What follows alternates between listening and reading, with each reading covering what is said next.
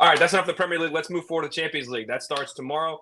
In terms of the draw, new format, we're going to go with the Swiss model. They went highfalutin. This is used in a lot of chess competitions internationally. So it's one single table, 8 group matches now, 1 through 8 go forward to a knockout stage of 16 teams. 9 through 24 will then compete in a 2-legged tie to get themselves into that group of 16 in the knockout phase. So you have 2 more group games, and then there will be 4 more group games for some teams that are in those knockout ties. So let's start here. Can you say that again?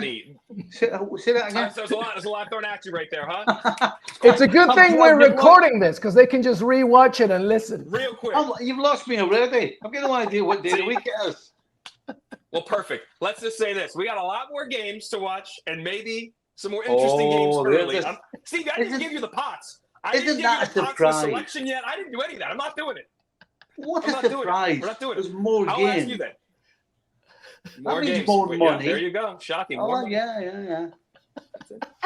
So let me ask you this then. It says who will it benefit and who won't? Obviously, we know the owners will benefit from money and some of the businesses around the stadiums. We got that, no doubt. Will anybody on the field, benefit from this, or will people be hindered? Stevie, I'll start with you. No, I think we're at the stage now where you may get the odd surprise if you're lucky, but it's going to be the same faces. It's going to be the same old faces who are going to qualify, and then we'll get the knockout round. And as I said, there might be one surprise, because it usually is. Somebody somewhere gets above the station and makes it through. But other than that, no. The only people that are going to benefit are the money men. Absolutely the money men. The whole format has been changed, not for the game of football, not to make the competition better, but to get more dough in for whoever ends up getting it in the pocket. Probably the teams will get more, which will make them shut up and not complain too much about playing even more games. So I honestly don't see right now. I might change my mind when I see it playing out, but right now I don't see it changing anything. The same teams are going to get through to the knockout stages, as I said, with maybe one surprise. That's it. I mean, this is just an episode where I'm just agreeing with Steve, in every point. I mean, this format was purely made to make sure that the rich get richer and the money keeps flooding in. I mean, I love the Champions League, and this is taken from somebody that can't wait to see Aston Villa in the tournament. But like from a financial perspective, at the end of the day, I agree. I think by the end of it, you're going to see the same teams going through it. And also the knockout stages, this means that they're probably not going to be as exciting because we have this massive league table. I will say, though, that to answer your question on the pitch, there is a chance, right? Because it's so big, right? This league, and it's 8 matches, and it's like home and away, and you play one and you do another one, whatever. The quote unquote not big teams, not giants, may have a chance at disrupting something in one of those first 8 matches. Just like when Newcastle United defeated PSG 4-1 at St. James's Park last October, maybe you might see somebody like Brest from Ligue 1, Bologna, right? Or Aston Villa Park, depending on who they see. So maybe there's a benefit there. But at the end of the day, I see Real Madrid, top of this table, Manchester City right there. Then you got Arsenal, Bayern Munich, and the likes. And then between 9th place and 24th, they're going to go all out in February, meaning more money and more exposure. So, and by the time the knockout stages comes around, I think it might be a different sentiment to the likes of what we've seen in the past. So I agree with Stevie. It's all about money. I see the same teams at the end of the day winning it.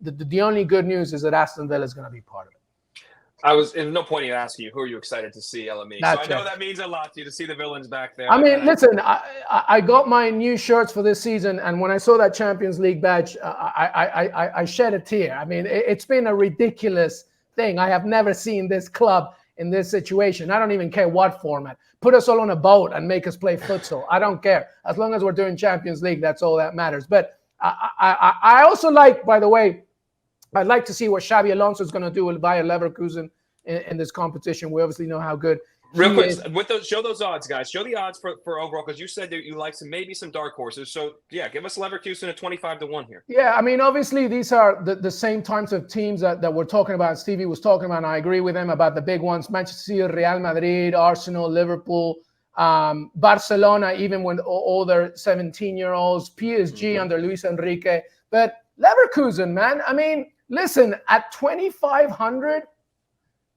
a team that at the very least can go far, it's not a bad odd there to make it, because they remain a really, really well-managed club. They know exactly who they are. They've added some components, and they're the kind of club that, like, ultimately there's only one star here, and that's Xabi Alonso. And if he can handle it and at least take them far, you never know. I mean, the odds obviously prove to be the case for the likes of Real Madrid, Manchester City, but Leverkusen is not a bad bet. Stevie, any teams? I know you said the same names at the end of the day, though. But some of those teams, if they have big names as well, do you like anybody with a bigger number that you might think could win this thing? Not really. Sorry, boys. Not really. I mean, it's the same old, same old. There it is. Same old, same old. There we go. The problem is this competition. This competition is completely a waste of time and space generally until the knockout stages. Then the tournament properly begins. You know, the previous format was set up, and the way it's set up, the big teams couldn't get knocked out unless they were so bad. Then then it was down to them, not down to the format. Again, we'll see how this format plays out, but I think it's the same thing. The Champions League is not something I get excited about until that knockout stages. I would say that I agree 100%, but I'm interested to see Leverkusen, how they do with Alonso, and the fact that, you know, this team, it's not going to win every game. It's going to lose some games, because what they did last year was just an anomaly. It really very rarely happens. But I think they will be better in some ways, because they'll have another year together. They haven't lost anybody. They've actually added. So I am really interested to see what Leverkusen do when it comes to the knockout stages. And I've got to say, I'm interested to see what Villa do with Unai Emery. I mean, obviously in the Europa League, he's got at least 3 wins in the Europa. I think this is a guy that will be determined to show that he's about doing it at the highest level as well as just, you know, the Europa League. So I'm kind of interested in both of these teams. But after that, I just want to get to the knockout stages as quickly as possible. By the way, it's 4 Europa League wins for Unai Emery. Just want to. Hey, by the way, with multiple clubs too. Hey, 4. I'm sorry. 4. Everybody, just be quiet when it's 4. 4. There's other storylines as well. By the way, like, you know, Liverpool, I think, are intriguing because, you know, it's clear that Darwin Núñez is not the man in the Premier League. Will he use all his anger in the Champions League, and how deep would the squad do? Bayern Munich under Vincent Kompany, I'm intrigued to see how they do. Will Harry Kane finally get that trophy as well? And then there's those like clubs that, you know, have waited so long to be in the competition once again. Sparta Prague, of course, by the way, go on their social media page. What they did to announce their Champions League entrance is so funny.